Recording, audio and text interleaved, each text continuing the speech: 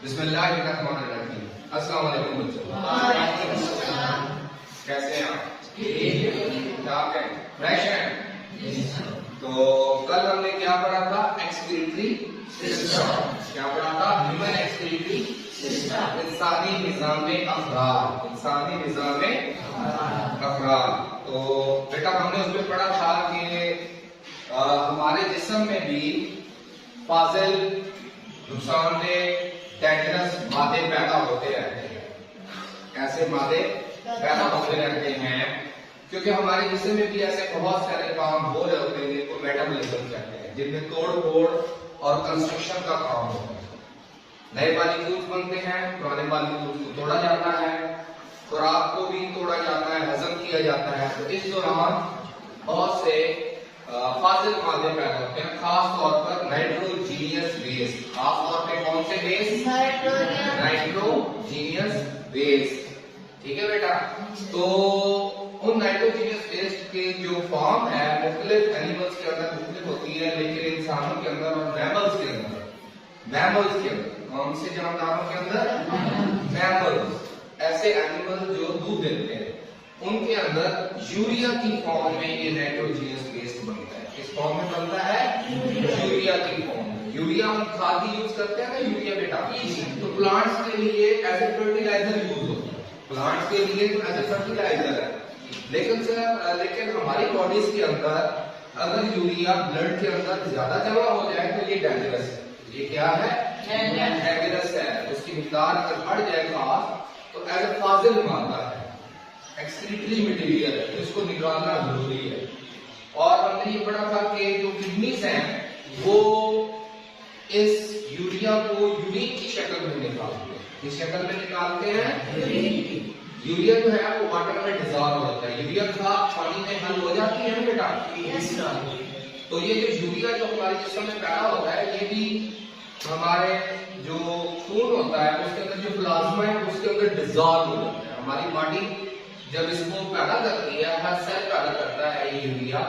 Respiration के दौरान protein को जब तोड़ा जाता है उस दौरान जो है ये यूरिया पैदा होता है। और ये यूरिया जो है इसको हमारी बॉडी जो है वो ब्लड में डिसॉल्व कर देती है। इसमें डिसॉल्व कर देती है ब्लड में। ब्लड जो है वो पूरी बॉडी से यूरिया को उठा के अपने अंदर डिसॉल्व कर लेता है। और जब ब्लड में सर्कुलेट करता करता जब हमारी किडनीज में आता है, हमारे गुर्दों में आता है, तो हमारे गुर्दे जो हैं वो ब्लड को फिल्टर करते हैं। क्या करते हैं? ब्लड को फिल्टर करते हैं और उसके नतीजे में एक फिल्ट्रेट प्रोड्यूस होता है जिसके अंदर ज्यादा मिकदार जो है वो यूरिया की होती है। ठीक है। लेकिन ये जो फिल्ट्रेट है बेटा, ये फिल्ट्रेट जो है इस फिल्ट्रेट को फिर हमारी जो किडनीज हैं वो इसको यूरिन में कन्वर्ट करते हैं। क्योंकि जो फिल्ट्रेट होता है वो तो बहुत ज्यादा मिकदार में, उसमें पानी बहुत ज्यादा होता है, उसमें पानी ज्यादा रहता है। क्योंकि हमारे जो किडनीज हैं वो जितना भी फिल्ट्रेट करते हैं, जब ब्लड फिल्ट्रेट करते हैं उसका उस फिल्ट्रेट का जस्ट 1% जो है उसको यूरिन में कन्वर्ट करते हैं। उसको किस में कन्वर्ट करते हैं? यूरिन में कन्वर्ट करते हैं। बाकी 99% जो वाटर और डिफरेंट जो साल्ट्स होते हैं जिनको बॉडी को जिनकी जरूरत होती है वो हमारे नेफ्रॉन जो है वो उसको रीअब्सॉर्ब कर देते हैं, उस पानी को दोबारा जिस्म में खून में जज़ब कर देते हैं। इसकी वजह से हमारे जिस्म में पानी और नमकियात की कमी नहीं होती। पानी और नमकियात की कमी नहीं होती। सो गुर्दे जितना हमारे ब्लड को फिल्टर करते हैं और जो फिल्ट्रेट निकलता है वो सारे का सारा यूरिन नहीं बनता, बल्कि उसका सिर्फ 1% जो है वो यूरिन बनता है। ऐसे है बेटा। तो ये हमने कल पढ़ा था। अब हम डिटेल में पढ़ेंगे कि किडनी के अंदर वो कौन सी ऐसी यूनिट है जो इस काम को कर रही होती है। कौन सी ऐसी यूनिट है जो इस काम को कर रही होती है बेटा? उस यूनिट को, फंक्शनल यूनिट को हम कहते हैं नेफ्रॉन। क्या कहते हैं बेटा? नेफ्रॉन। आज हम किडनी में नेफ्रॉन को पढ़ेंगे। और बेटा नेफ्रॉन की जो डेफिनेशन है, क्योंकि हमने ये पढ़ा था कि किडनी जो है वो मेन एक्सक्रीटरी ऑर्गन है, बाकी जितने भी हैं वो कंडक्शन के लिए हैं। यानी ऐसी नालियां हैं जैसे यूरिटर है या यूरिथ्रा है, तो ये नालियां जो एक जगह से यूरिन को दूसरी जगह से शिफ्ट करती है। या फिर यूरिनरी ब्लैडर है जिसके अंदर कुछ देर के लिए यूरिन को स्टोर किया जाता है। जो असल काम है एक्सक्रीशन का वो तो किडनीज कर रही होती है। कौन कर रही होती है? किडनीज कर रही है। और किडनीज के अंदर भी जो किडनीज का जो फंक्शनल यूनिट है या मेजर पार्ट किडनीज का जिस यूनिट के साथ या जिस छोटे से ऑर्गन के साथ बना होता है बेटा, उस ऑर्गन को, उस फंक्शनल यूनिट को या स्ट्रक्चरल यूनिट ऑफ किडनी को कहते हैं नेफ्रॉन। उसको क्या कहते हैं? नेफ्रॉन। यानी हमारा जो गुर्दे हैं उनका ज्यादातर हिस्सा नेफ्रॉन से बना होता है। किससे बना होता है? नेफ्रॉन। नेफ्रॉन एक फंक्शनल यूनिट है, यानी एक ऐसी फैक्ट्री है जहां पे यूरिन प्रोड्यूस होता है। और एक किडनी के अंदर अबाउट 1 मिलियन नेफ्रॉन होते हैं। कितने होते हैं बेटा? 1 मिलियन। और 1 मिलियन कितने होते हैं? 10 लाख। हमारे हर एक गुर्दे के अंदर 10 लाख नेफ्रॉन होते हैं। ऐसी यूनिट्स होती हैं जो यूरिन प्रोड्यूस कर रही होती है। ब्लड को फिल्टर करते हैं, ब्लड को फिल्टर करने के बाद फिल्ट्रेट को निकालते हैं और उससे उस फिल्ट्रेट के 1% को यूरिन में कन्वर्ट करते हैं। और इस तरह हमारी बॉडी से ये यूरिया जो है और बाकी जो एक्सक्रीटरी मटेरियल है उनको जिस्म से बाहर एक्सपेल आउट किया जाता है। ठीक है बेटा? तो आज जो हम पढ़ेंगे डिटेल से वो हम इस फंक्शनल यूनिट को और किडनी के स्ट्रक्चरल यूनिट यानी नेफ्रॉन को डिटेल से पढ़ेंगे। ठीक है बेटा? तो ये बात आपने जरूर याद रखनी है कि हमारे किडनीज के अंदर, अगर हमने कल थोड़ी सी जो बातें हमने पढ़ी थी उनको थोड़ा थोड़ा रिपीट कर देते हैं कि अगर हम किडनी के क्रॉस सेक्शन या लॉन्गिट्यूडिनल सेक्शन को देखें तो बेटा उसके अंदर हमने आइडेंटिफाई किए थे डिफरेंट पार्ट्स। मेजर 3 पार्ट्स हमने आइडेंटिफाई किए, ऐसे ही है ना? तो पहला जो बेटा बाहर वाला पार्ट है उसको कहते हैं रीनल कॉर्टेक्स। उसको क्या कहते हैं? Renal cortex. ठीक है बेटा? और रीनल कॉर्टेक्स के बाद दूसरा जो पायरामिड सी शक्ल की स्ट्रक्चर्स को रखता है इसको हमने कहा था रीनल मेडुला। क्या कहा था? Renal medulla. बाहर वाले स्ट्रक्चर को रीनल कॉर्टेक्स कहा था और जो अंदर जो पिरामिड शक्ल की जो स्ट्रक्चर इसके अंदर मौजूद होती है ट्रायंगल टाइप, उनको हमने कहा था रीनल मेडुला। ठीक है बेटा? और ये जो ट्रायंगल जो स्ट्रक्चर्स थी हमने इनको नाम दिया था रीनल पिरामिड्स। क्या कहा था हमने इनको? Renal pyramids. पिरामिड आपने सुना ना बेटा? एरामे विसर हमारे कुरान में भी जिक्र है फिरौन का। फिरौन का जिक्र है ना? मिस्र के अंदर फिरौन और हज़रत यूसुफ अलैहिस्सलाम का वाकया है। ठीक है बेटा? तो हज़रत मूसा अलैहिस्सलाम का भी है उन्हीं के अंदर। ठीक है? तो बनी इसराइल के अंदर ये कौम थी फिरौन, और फिरौन जो है उनके बड़े बड़े बादशाह होते थे जो कि एहराम बनाया करते थे कि कौन शक्ल के ये मिस्र में है एहराम। तो उन्हीं की वजह से उनको बेटा इंग्लिश में कहते हैं पिरामिड्स। क्या कहते हैं? पिरामिड्स। क्योंकि ये जो स्ट्रक्चर है ये भी उसी तरह की कौन शक्ल की है, तो इसलिए इनका नाम भी रीनल पिरामिड्स है। Renal pyramids. ठीक है बेटा? रीनल पिरामिड्स के बाद हमने पढ़ा था कि आगे जो रीनल पिरामिड से अगली जो स्ट्रक्चर है या जगह है किडनी के अंदर वो खाली जगह है जहां पे ये जो नेफ्रॉन जितना भी यूरिन प्रोड्यूस करते हैं वो सारे का सारा वो रीनल पैलेस में डाल देंगे। खाली जगह है और जगह को कहते हैं रीनल पैलेस, दिस प्लेस। ठीक है? तो यहाँ पे जितना भी यूरिन बनता है ये सारे नेफ्रॉन्स उसको रीनल पैलेस में डाल देंगे और रीनल पैलेस में से होता हुआ ये यूरिन जो है ये यूरिटर के जरिए यूरिनरी ब्लैडर में इकट्ठा हो जाता है। ठीक है बेटा? तो ये वो ब्रीफ सा इंट्रोडक्शन था किडनी की इंटरनल स्ट्रक्चर्स का, किडनी की इंटरनल स्ट्रक्चर का। अब हम चलते हैं इसकी यूनिट की जानकारी। जी, किडनी की जो यूनिट है या फंक्शनल और स्ट्रक्चरल यूनिट है उसको बेटा कहते हैं नेफ्रॉन। अगर कोई पूछे कि नेफ्रॉन की डेफिनेशन क्या है तो आप क्या कहेंगे कि nephron is the structural and functional unit of kidney. Nephron गुर्दे की साख और फेल की बुनियादी इकाई। नेफ्रॉन गुर्दे की साख और फेल की बुनियादी इकाई। ये बेटा इसकी डेफिनेशन है। जब भी कोई क्वेश्चन आए या आपको ये चीज याद होनी चाहिए कि गुर्दे की स्ट्रक्चरल और फंक्शनल यूनिट को क्या कहते हैं? नेफ्रॉन। क्या कहते हैं बेटा? नेफ्रॉन। तो आइए फिर आप नेफ्रॉन को देखते हैं। और दूसरा ये बात आपने जरूर याद रखनी है कि ये जो यूनिट्स हैं हर गुर्दे के अंदर अबाउट 10 लाख 10 लाख नेफ्रॉन्स मौजूद होते हैं। 10 लाख नेफ्रॉन एनी टाइम काम करते हैं। 10 लाख एक किडनी में और 10 लाख सेकंड किडनी में। ठीक है बेटा, क्योंकि इंसान के अंदर दो किडनी होती है, राइट एंड लेफ्ट। ठीक है बेटा। अच्छा जी, अब हम चलते हैं नेफ्रॉन की बात। अगर हम बेटा नेफ्रॉन को देखें, हमने इसकी डेफिनेशन को पढ़ लिया है कि ये गुर्दे की स्ट्रक्चरल और फंक्शनल यूनिट है। ठीक है बेटा। अब हम करते हैं इसकी स्ट्रक्चर की बात। अगर हम नेफ्रॉन को देखें तो बेटा उसकी शक्ल कुछ इस तरह की नजर आती है। ये है नेफ्रॉन। ठीक है बेटा। इसको अगर हम तकसीम करें तो इसके पूरी बॉडी को, इस पूरी स्ट्रक्चर को हम दो हिस्सों में तकसीम कर सकते हैं। एक यहाँ तक और दूसरी ये सारी की सारी ट्यूब। एक ये हेड है, ठीक है, हेड खुला हुआ हिस्सा है ये वाला हिस्सा, और दूसरा ट्यूब वाला हिस्सा। तो इन दो स्ट्रक्चर में या दो हिस्सों में हम नेफ्रॉन को तकसीम कर सकते हैं। ठीक है बेटा। अब ये जो फ्रंट वाला हिस्सा है, जो राउंड सा है, इसको बेटा कहते हैं रीनल कार्पसल। क्या कहते हैं? Renal corpuscle. ठीक है बेटा। रीनल कार्पसल में अगर हम गौर से देखें तो इसके अंदर बेटा एक कप है। ये क्या है? एक कप शक्ल की स्ट्रक्चर है। इसको जिस साइंटिस्ट ने बेटा पहली बार देखा था, डिस्कवर किया था, उसी के नाम से इसका नाम रखा गया है बोमैन्स कैप्सूल। इसको क्या कहते हैं? Bowman capsule. ये जो पहला वाली स्ट्रक्चर है, ये बेटा एक कप की शक्ल में, क्योंकि हमारा जब ब्लड को हमारे गुर्दे या नेफ्रॉन जब फिल्टर करते हैं तो यही कप उस फिल्ट्रेट इसी कप में जमा होता है।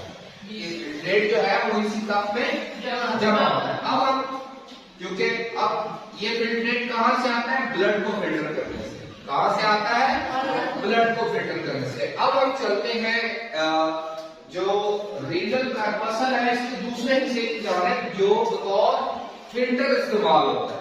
खून को फिल्टर करने के लिए जो जगह इस्तेमाल होती है उसको कहते हैं बेटा ग्लोमेरुलस। उसको क्या कहते हैं?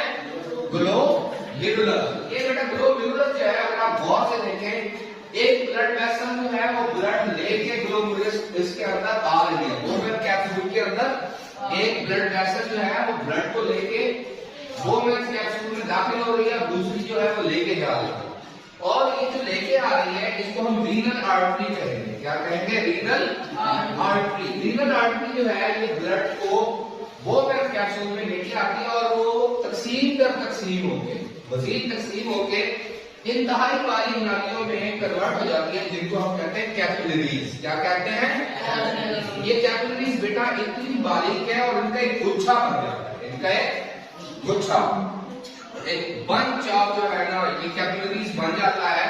और जब ब्लड का प्रेशर आता है बेटा इस कैपिलरीज के अंदर, इस गुच्छे के अंदर, तो हमारा ब्लड फिल्टर होना शुरू हो जाता है। हमारा ब्लड फिल्टर होना शुरू हो जाता है इस मैश की वजह से। ये जो कैपिलरीज का एक जाल सा है, गोला सा है, जब इसके अंदर ब्लड का प्रेशर आता है तो इसके अंदर आके ब्लड फिल्टर होना शुरू हो जाता है। जैसे हम किसी चीज को कपड़े में डाल के या फिल्टर में डाल के निचोड़े, तो ये निचोड़ना, ये कपड़ों को निचोड़ते हैं, गिले कपड़ों को, तो आप ऐसे समझे कि ये निचोड़ने वाला काम, यहाँ पे आपके खून की इंतहाई बारीक नालियों का गुच्छा है, जो ब्लड के प्रेशर की वजह से ब्लड को फिल्टर करना शुरू कर सकते हैं। और ब्लड में से पानी और साथ में उसके अंदर डिजॉल्व नमकीनात और साथ में यूरिया, वो फिल्ट्रेट के साथ फिल्टर होके बोमैन कैप्सूल में जमा हो जाता है। किसमें जमा हो जाता है? बोमैन कैप्सूल में। और जब ये बोमैन कैप्सूल में जमा होता है तो उसके बाद बेटा ये जो फिल्ट्रेट है ये इन नालियों में दाखिल हो जाता है। इन नालियों में, जिनको हमने कहा है रीनल ट्यूब्यूल्स। किसमें दाखिल हो जाता है? रीनल ट्यूब्यूल्स में दाखिल हो जाता है। यहाँ से फिल्ट्रेट जो है वो रीनल ट्यूब्यूल्स में चला जाता है। यानी कि रीनल कार्पसल का काम क्या है? ब्लड को फिल्टर करना, ब्लड को फिल्टर करना। और वो स्ट्रक्चर जो ब्लड को फिल्टर करती है उसको कहते हैं ग्लोमेरुलस। क्या कहते हैं? ग्लोमेरुलस। और ग्लोमेरुलस क्या है? कैपिलरीज का एक गुच्छा है। कैपिलरीज का एक गुच्छा है। जब उसको ब्लड का प्रेशर आता है नीचे से, तो उसमें से ब्लड फिल्टर होके बहुत सा पानी उस ब्लड में से निकल के बोमैन कैप्सूल में कलेक्ट हो जाता है और उसी फिल्ट्रेट के अंदर यूरिया भी डिसॉल्व होता है। ठीक है बेटा। अब ये जो फिल्ट्रेट है इसका सफर शुरू हो जाता है रीनल ट्यूब्यूल में, जो दूसरा हिस्सा है हमारे नेफ्रॉन का दूसरा हिस्सा। पहला हिस्सा हमने पढ़ा है रीनल कार्पसल जिसके हमने दो पार्ट पढ़े हैं, glomerulus and Bowman's capsule. Glomerulus क्या है? कैपिलरीज का गुच्छा है। बोमेन्स कैप्सूल क्या है? कप है जिसमें फिल्ट्रेट, जो ग्लोमेरुलस ब्लड को फिल्टर करता है और जो फिल्ट्रेट निकलता है उसको जमा करता है, और उसको जमा करने के बाद उसको रीनल ट्यूब्यूल में भेज देता है। अब हम चलते हैं इसके दूसरे पार्ट की जानिब जिसको कहा जाता है रीनल ट्यूब्यूल। क्या कहते हैं? Renal tubule. जी बेटा, रीनल ट्यूब्यूल बेटा यहाँ से शुरू होती है और यहाँ तक आती है, कलेक्टिंग तक। ठीक है, ये यहाँ से लेके यहाँ तक आती है। अगर हम इसको देखें तो हम इसको 3 पार्ट्स में तकसीम कर सकते हैं। कितने पार्ट्स में तकसीम कर सकते हैं? 3 में। तो बेटा ये जो पहला बालदार हिस्सा है, कन्वोल्यूटेड हिस्सा है इस ट्यूब का, ये वाला जो पार्ट है, जो पहला बालदार हिस्सा है बेटा, इसको कहते हैं प्रॉक्सिमल ट्यूब्यूल। क्या कहते हैं? Proximal tubule. पहला पार्ट इसका क्या है? प्रॉक्सिमल ट्यूब्यूल, पहला बालदार हिस्सा। जो ही ये बोमेन्स कैप्सूल से निकलती है ट्यूब्यूल, तो इसके अंदर पहले कुछ बल आते हैं, पहले कुछ बलदार हिस्सा है, कुछ ट्यूब का हिस्सा है। इस पहले बलदार हिस्से को कहते हैं प्रॉक्सिमल ट्यूब्यूल। ठीक है बेटा। अब जो सेकंड पार्ट आता है बेटा, अगर आप इसको देखें तो ये यू शक्ल में है। किस शक्ल में है? यू शेप में। यहां से लेकर यहां तक ये यू शेप की ट्यूब है बेटा। इसको जिस साइंटिस्ट ने फर्स्ट टाइम डिस्कवर किया था या देखा था, उसका नाम था हेनले। उसका नाम क्या था? तो उसी के नाम से इसको कहा जाता है लूप ऑफ हेनले। पहला पार्ट है प्रॉक्सिमल ट्यूब्यूल और सेकंड जो पार्ट है, पहला बलदार हिस्सा प्रॉक्सिमल ट्यूब्यूल। दूसरा यू शक्ल का एक पार्ट है रीनल ट्यूब्यूल का, जिसको कहा जाता है लूप ऑफ हेनले। ठीक है बेटा। एंड थर्ड पार्ट जो है वो लूप ऑफ हेनले के बाद एक और बलदार हिस्सा आता है जो कि आगे जाके कलेक्टिंग डक्ट के साथ जुड़ जाता है, एक बड़ी ट्यूब के साथ जुड़ जाता है। इस ट्यूब को कहते हैं कलेक्टिंग डक्ट। ठीक है बेटा। तो ये जो फिल्ट्रेट है, जब इसमें से गुजरता जब इस डिस्टेंट ट्यूब्यूल आखिरी पार्ट में आता है, उसके बाद फिर वो कलेक्टिंग डक्ट में चला जाता है। सो हमने पढ़ा है कि नेफ्रॉन के जो स्ट्रक्चर है, हम उसको 2 पार्ट्स में तकसीम कर सकते हैं, रीनल कार्पसल और रीनल ट्यूब्यूल। रीनल कार्पसल के 2 पार्ट्स हैं, ग्लोमेरुलस एंड बोमेन्स कैप्सूल। जबकि रीनल ट्यूब्यूल के बेटा 3 पार्ट। रीनल ट्यूब्यूल को हम कितने पार्ट में तकसीम करते हैं? 3 पार्ट। पहला बालदार हिस्सा प्रॉक्सिमल ट्यूब्यूल। ठीक है। यू शक्ल का जो पार्ट है उसको कहते हैं लूप ऑफ हेनले, और थर्ड जो बालदार हिस्सा है उसको हम कहते हैं डिस्टल ट्यूब्यूल। क्या कहते हैं बेटा? Distal tubule. अगर आप बेटा बहुत से देखें तो इस लूप ऑफ हेनले और जितनी भी ये रीनल ट्यूब्यूल है, इसके इर्द-गिर्द भी कैपिलरीज का एक पूरा जाल है, कैपिलरीज का एक पूरा जाल है। ये बेटा इसलिए है कि यहाँ पे जो फिल्ट्रेट बोमेन्स कैप्सूल में जो बना था, वो जब इस रीनल ट्यूब्यूल के अंदर मूव करता है, तो इस मूवमेंट के दौरान जो इजाफी पानी है, जो फिल्ट्रेट के अंदर जो इजाफी पानी है, ये कैपिलरीज उसको रीअब्सॉर्ब करके दोबारा खून में शामिल कर देते हैं, ताकि हमारे जिस्म में इस एक्सक्रीशन के दौरान ज्यादा पानी इस्तेमाल ना हो, तो इजाफी पानी को दोबारा जज़ब कर लिया जाता है। और जैसा कि हमने पहले जिक्र किया था कि फिल्ट्रेट का जस्ट 1% जो है वो यूरिन में कन्वर्ट होता है, बाकी 99% वाटर जो है और बहुत से जरूरी केमिकल जो है उनको इस रीनल ट्यूब्यूल के अंदर दोबारा ब्लड के अंदर अब्सॉर्ब कर लिया जाता है, रीअब्सॉर्ब कर लिया जाता है। ठीक है बेटा। तो इसकी वजह क्या है? इसकी वजह यह है कि हमारे जिस्म में पानी और नमकियात की कमी ना हो जाए। एक्सक्रीशन के दौरान फिल्ट्रेट तो बहुत ज्यादा पैदा होता है, लेकिन उसका जस्ट 1% जो है वो यूरिन में कन्वर्ट होता है, बाकी 99% वाटर जो है वो दोबारा इन रीनल ट्यूब्यूल के इर्द-गिर्द मौजूद कैपिलरीज का जो नेटवर्क है वो उस पानी को दोबारा एब्सॉर्ब कर लेता है। ठीक है बेटा। सो वो ग्लोमेरुलस से पैदा होने वाले फिल्ट्रेट का जस्ट 1% यूरिन में कन्वर्ट होता है। कितना कन्वर्ट होता है? जस्ट 1%। ठीक है बेटा। मुझे उम्मीद है कि आपको इन बातों की समझ आई होगी। ठीक है, एक बार फिर रिपीट कर लेते हैं, तो जरा अटेंटिव होकर सुन लीजिए जो आपने चीजें याद करके आनी है, और रिक्वेस्ट की आपने मेमोराइज करना है और विजडम हासिल करनी है। ठीक है बेटा, और वो है पहला, अगर हम गुर्दे के क्रॉस सेक्शन को देखें तो गुर्दे के क्रॉस सेक्शन में हमें 3 टाइप्स ऑफ स्ट्रक्चर नजर आती हैं। ठीक है, पहली है बेटा स्ट्रक्चर रीनल कॉर्टेक्स, बाहर वाला, सबसे बाहर वाला ये जो रेड हिस्सा है, जो पिंक पार्ट है, इसको कहते हैं रीनल कॉर्टेक्स। और सेकंड जो पिरामिड शक्ल की स्ट्रक्चर को रखता है, इस बेटा पार्ट को कहते हैं रीनल मेडुला। क्या कहते हैं? Renal medulla. और थर्ड पार्ट जो है वो खाली जगह है गुर्दे के दरमियान में, और जब ये नेफ्रॉन जो है जब ये यूरिन पैदा करते हैं तो इस यूरिन को वो इस रीनल पैलेज के खाली जगह में डाल देते हैं, और यहाँ से यूरिन जो है वो जो यूरेटर के जरिए फिर यूरिनरी ब्लैडर में चला जाता है और फिर यूरिथ्रा के जरिए हमारे जिस्म से बाहर निकल जाता है। इस तरह हमारे जिस्म में पैदा होने वाले नाइट्रोजीनियस वेस्ट को, यूरिया को, हमारा एक्सक्रीटरी सिस्टम जो है वो ब्लड से फिल्टर करके यूरिन की शक्ल में हमारी बॉडी से बाहर निकाल देता है। ठीक है बेटा, ये था हमारे किडनीज का फंक्शन और एक्सक्रीटरी सिस्टम का फंक्शन। उसके बाद हम चलते हैं कि किडनीज के स्ट्रक्चरल और फंक्शनल यूनिट को कहते हैं नेफ्रॉन। बेटा क्या कहते हैं? नेफ्रॉन। नेफ्रॉन जो है ये गुर्दों का स्ट्रक्चरल और फंक्शनल यूनिट है। जैसे दीवारों की यूनिट ईंट है ना बेटा, यदि दीवारें ईंटों से बनी है, इसी तरह हमारे किडनी का मेजर पार्ट जो है वो नेफ्रॉन से बना है। और हर गुर्दे के अंदर कितने नेफ्रॉन्स हैं? 1 मिलियन। 1 मिलियन कितने होते हैं? 10 लाख।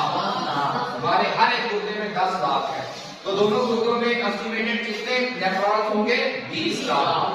तो 20 लाख नेफ्रॉन जो है वो हर वक्त काम करते रहते हैं, हमारे ब्लड को फिल्टर करते रहते हैं और उसमें से नाइट्रोजन गैस को फिल्टर करने के बाद यूरिन की शक्ल में बना लेते हैं और फिर वो हमारी बॉडी से एक्सपेल आउट होता है। ठीक है बेटा, तो अब अगर हम नेफ्रॉन को देखें जो कि किडनी का स्ट्रक्चरल फंक्शनल यूनिट है, तो किडनी को हम नेफ्रॉन को हम दो मेजर पार्ट्स में तकसीम कर सकते हैं। नंबर 1 रीनल कार्पसल और number 2 renal tubule. Renal corpuscle को हम मतलब दो हिस्सों में तकसीम करते हैं या दो पार्ट में तकसीम करते हैं इसके फंक्शन के लिहाज से।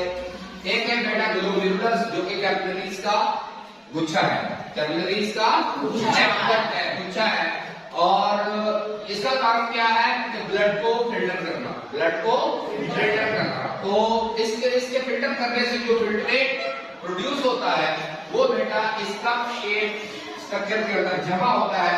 इस कप शेप स्ट्रक्चर को कहते हैं बोमैन कैप्सूल। क्या कहते हैं? Bowman capsule.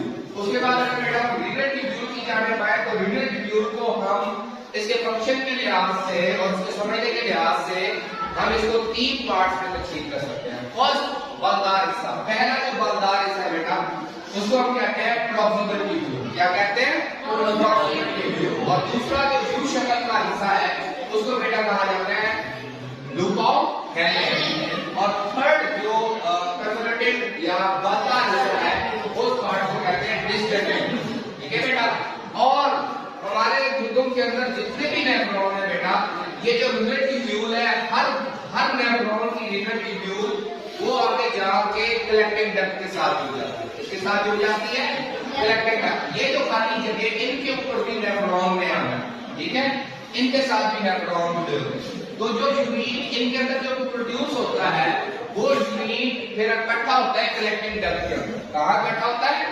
कलेक्टिंग डक्ट के अंदर। और ये सारी की सारी कलेक्टिंग डक्ट कहाँ खुलती है? रीनल पैलेस में। कहाँ खुलती है?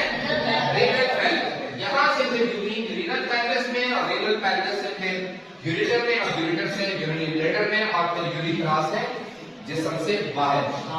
ठीक है बेटा, तो मुझे उम्मीद है कि आपने इन बातों को अंडरस्टैंड किया होगा। इन पे जरूर गौरव फिक्र कीजिएगा और अल्लाह पाक का शुक्र अदा कीजिएगा कि कैसे अल्लाह पाक हमारे जिस्म के अंदर ऐसी स्ट्रक्चर रखी हुई है जो कि हमारा काम कर रही है।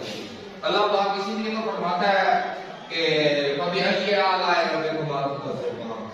कि तुम अपने परवरदिगार की कौन सी नेमत को चुकाओ। बेटा नेमत की अहमियत तो उसी वक्त पता चलता है जब वो नेमत छीन जाती है, जब वो नेमत छीन जाती है। वो लोग जिनके गुर्दे फेल हो जाते हैं, बहुत सारे लोगों के गुर्दे अपना काम प्रॉपर नहीं कर सकते, तो जब गुर्दे प्रॉपर काम नहीं करते तो इसको कहते हैं रीनल फेल्योर। क्या कहते हैं बेटा? रीनल फेल्योर, यानी गुर्दे नाकारा हो गए। तो बेटा समटाइम्स बीमारी की वजह से, किसी एक्सीडेंट या चोट की वजह से, या किसी मेडिसिन के रिएक्शन की वजह से, ब्लड प्रेशर की वजह से, डायबिटीज की वजह से हमारे किडनी जो है वो समटाइम्स फेल हो जाते हैं। आपने सुना होगा ना, बहुत से लोगों में आपने सुना गुर्दे फेल होते हैं। तो बेटा उसमें क्या होता है कि गुर्दे अपना प्रॉपर काम नहीं कर सकते। जब नहीं कर सकते तो फिर ऐसे लोगों के ब्लड के अंदर यूरिया जम होना शुरू हो जाता है, जो उनके लिए लाइफ थ्रेटनिंग कंडीशन। कौन सी कंडीशन है? उनकी जान को भी खतरा हो सकता है, उनकी जिंदगी जो है वो मुश्किल हो जाती है। तो फिर अब इसका इलाज इंसानों ने जब इसमें तहकीक की तो अब हम इस नतीजे को पहुंचे हैं कि हम इसको मैनेज कर सकते हैं। ये जो गुर्दे काम करते हैं यही मशीनों के जरिए भी किया जा सकता है, और वो अमल जब मशीनों के जरिए किया जाता है तो उस अमल को कहते हैं डायलिसिस। क्या कहते हैं बेटा? डायलिसिस। डायलिसिस एक ऐसी मशीन होती है कि जिसके अंदर वो पेशेंट जिनके गुर्दे फेल होते हैं उनके ब्लड को एक तरफ से इंजेक्ट किया जाता है, उसको फिल्टर किया जाता है, और फिल्टर करने के बाद उससे यूरिया निकालने के बाद दोबारा उसी पेशेंट के बॉडी में डाल दिया जाता है। तो गुर्दों का काम मशीन से जब किया जाता है तो इस अमल को कहते हैं बेटा डायलिसिस। क्या कहते हैं? डायलिसिस। और वो मशीन जिसके जरिए ये काम किया जाता है उसको कहते हैं डायलाइसिस। तो क्या कहते हैं? डायलाइसिस। ठीक है बेटा। तो इसके अलावा बेटा यह है किडनीज के हवाले से अगर हम एक और डिसऑर्डर को देखें जो कि आपको बुक के अंदर भी मेंशन्ड है, वो है बेटा गुर्दों की पथरी। क्या है? गुर्दों की, जो कि कॉमन है, आपने सुना होगा, उसको किडनी स्टोन कहते हैं। क्या कहते हैं? Kidney stone. तो हमारे गुर्दों के अंदर जो ब्लड को फिल्टर करना होता है और काफी सारे नमकियात भी जमा होते हैं, तो वो जो नमकियात है बाजू बात जिनके साथ जब फिल्ट्रेट के अंदर आते हैं तो वो क्रिस्टलाइज होना शुरू हो जाते हैं, इकट्ठे होना शुरू हो जाते हैं, उनके ज़रात जुड़ना शुरू हो जाते हैं, और वो ज़रात जुड़ते जुड़ते जो है वो पथरी की शक्ल लेते हैं। क्या कर जाते हैं? वापस में जुड़ते रहते हैं और उसका साइज बड़ा होता जाता है। तो इस कंडीशन को कहते हैं, उन साइड की जो पथरी है या जो पैलेट बन गई है बेटा, इसको कहते हैं किडनी स्टोन। इसको क्या कहते हैं? गुर्दे की पथरी या किडनी स्टोन। कैल्शियम की हो सकती है, यूरिया और कई साइड की हो सकती है, इसमें एक रहती है। तो ये हमारे गुर्दों के अंदर मुख्तलिफ जगह पे बेटा, ये जो गुर्दों की पथरियां जो है ये रीनल मेडुला के अंदर भी बन सकती है, यहाँ पे रीनल पेल्विस के अंदर भी जमा हो सकती है, यूरिटर के अंदर भी हो सकती है, और यहाँ से बहती हुई यूरिनरी ब्लैडर में भी आ सकती है और यूरिथ्रा में भी आ सकती है। ठीक है बेटा। अब अगर हम किडनी स्टोन्स को देखें तो किडनी स्टोन्स को हम स्ट्रक्चर के लिहाज से, इनके साइज के लिहाज से हम इनको तीन ग्रुप में तकसीम कर सकते हैं। एक होती है बिल्कुल बारीक, एक किडनी स्टोन ऐसे होते हैं जो बिल्कुल बारीक सैंड पार्टिकल्स होते हैं ना, रेत के जले, उनकी तरह के भी प्रोड्यूस होते हैं। ऐसी जो किडनी स्टोन्स होती हैं बेटा, उनको निकालने का तरीका ये है कि ज्यादा से ज्यादा पानी पिए, ज्यादा से ज्यादा। जब पेशेंट ज्यादा से ज्यादा पानी पिएगा तो ऐसी जो बारीक जो पथरियां हैं या ऐसी आप मेडिसिन यूज करेंगे जिनकी वजह से पेशाब ज्यादा है, जिनकी वजह से पेशाब ज्यादा है, तो उनके यूज करने से ये होता है कि ऐसी पथरियां जो हैं वो यूरिन के साथ बह के हमारे जिस्म से निकल जाती है, ऐसे ही निकल जाती है। लेकिन जो दरमियानी साइज की पथरियां होती है उनसे थोड़ी बड़ी होती है, दरमियानी साइज की पथरियां, उनको बेटा एक तरीका कार है जिसके जरिए उनको शॉक के जरिए या शॉक वेव्स के जरिए उनको चोट पहुंचा के, शॉक पहुंचा के, कभी साउंड के जरिए या लेजर के जरिए उनको तोड़ा जाता है। पहले उनको तोड़ा जाता है और तोड़ के फिर उनके छोटे टुकड़े करके और फिर उसको यूरिन के साथ बहा के निकाल दिया जाता है। बेटा इस अमल को कहते हैं लिथोट्रिप्सी। इस अमल को क्या कहते हैं? लिथोट्रिप्सी। आप इसको याद रखना है, इसका ऑब्जेक्टिव आ सकता है कि दरमियाने साइज की पथरी को, किडनी स्टोन को निकालने के लिए जो अमल इस्तेमाल किया जाता है, जिसके अंदर शॉक वेव्स के जरिए उसको पहले तोड़ा जाता है और फिर बहा के निकाला जाता है, तो इस अमल को क्या कहते हैं? लिथोट्रिप्सी। क्या कहते हैं बेटा? लिथोट्रिप्सी।